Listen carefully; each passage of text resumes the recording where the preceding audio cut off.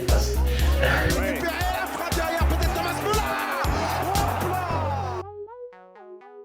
Bonjour à tous et à toutes, bienvenue dans le Grenat Time, c'est fini.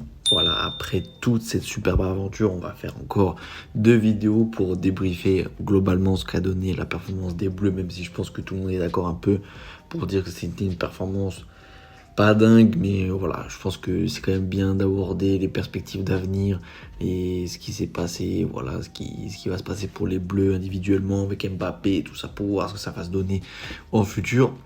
On va faire aussi un débrief global de l'Euro, mais là pour l'instant on se concentre sur Espagne-Angleterre. C'est les Espagnols qui donc gagnent cet Euro 2024 en Allemagne, 2-1 dans le temps réglementaire. Ça fait du bien d'avoir des matchs qui se finissent dans le temps réglementaire face à l'Angleterre.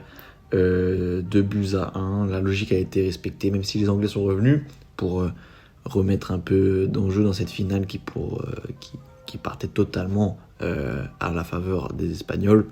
Les statistiques le prouvent, 65% de possession, comme d'hab, voilà, ça fait plaisir de voir une équipe qui a une vraie identité de jeu, qui continue sur ses points forts et qui arrive à gérer le tempo aussi bien que l'Espagne et surtout qui maintenant a 2 flèches sur les côtés. Manque juste un grand buteur, voilà, je ne sais pas quel grand buteur pour prendre ce rôle-là de planteur à outrance, mais en tout cas Morata ne l'a pas. Mikel Oyarzabal, même s'il a marqué, ne l'a pas non plus. Il faut voir s'il y a un grand talent qui peut se révéler comme ça. Donc 2-1, 16 tirs pour les Espagnols contre 9 pour les Anglais, 6 cadrés pour les Espagnols contre 4 pour les Anglais.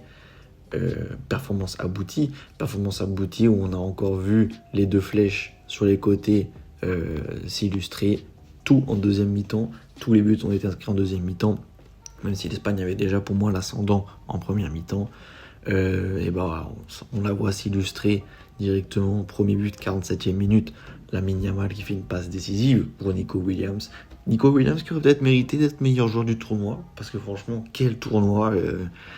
Le gamin sort d'une très bonne saison avec l'Athletic, avec notamment une Coupe d'Espagne, donc franchement très bonne saison, mais c'est moyen parce que l'Athletic Bilbao est un club moyen et le gars te sort vraiment un Euro de grande classe. Après Cole Palmer, après être entré pour une fois coach hyper payant, après Oli Watkins qui marque en demi-finale, coaching hyper payant au corps de Southgate qui fait rentrer la 70e Cole Palmer et sur une passe décisive de Bellingham, il égalise à la 73e minute. Mais coaching payant aussi de La Fuente, à la 68e minute, Oyarzabal était rentré, il y avait encore 1-0, 1-1 et à la 86e minute, franchement, on a eu peur encore qu'il y ait un hors-jeu bidon, mais non, pas de hors-jeu bidon. Oyarzabal est bien dans le bon tempo. Et il coupe un centre hyper tendu de Cucurella. Voilà, l'Espagne a dominé, l'Espagne a réussi, l'Espagne a vaincu. Est-ce que pour autant ça en fait la meilleure nation d'Europe ? Je ne sais pas. Je pense qu'il y a beaucoup de nations qui... on pourra en parler plus dans le débrief global de l'Euro, mais il y a beaucoup trop de matchs de foot, les joueurs sont fatigués, les joueurs... sont contents de revenir comme nous en français avec un 0-0 et des pénaltys, mais tant qu'on passe, ça va. Sauf que dès qu'on arrive sur des joueurs qui sont prêts, des joueurs qui ont l'agnac, des joueurs qui ont même identité de jeu parce qu'ils jouent dans le même championnat, parce qu'ils arrivent à se comprendre et parce qu'il y a un gros groupe qui a été formé, et ça marche. Et c'est ce qu'a fait l'Espagne. C'est pas ce qu'avait l'Angleterre qui a pas brillé, hein. Franchement, des 0-0, des 1-1, une victoire au penalty face à la Suisse, à la dernière minute face aux Pays-Bas, c'est des victoires quand même, mais c'est moins abouti que l'Espagne en tout cas.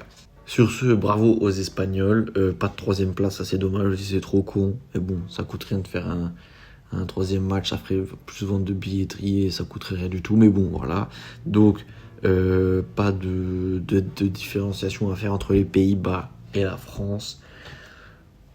Ça n'a pas été notre compétition, c'est 2 finales de suite loupées pour les Anglais. Voilà, il y a un moment, il faut se prendre les bons résultats, il faut pas maintenir un coach qui ne change rien qui passe toujours sur le fil et qui ne change rien. Voilà, à un moment, si tu passes tout le temps sur le fil et que tu es sur la sellette, et ben à un moment, ça pète. Voilà.